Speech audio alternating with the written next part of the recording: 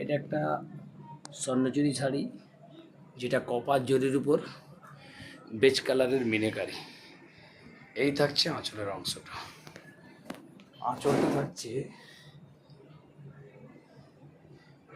Copper জরির উপর base কালারের মিনাকারি। এই থাকছে পাড় বা বর্ডারের অংশটা। শোল্ডারটা থাকছে এভাবে ঘন বুটি দিয়ে।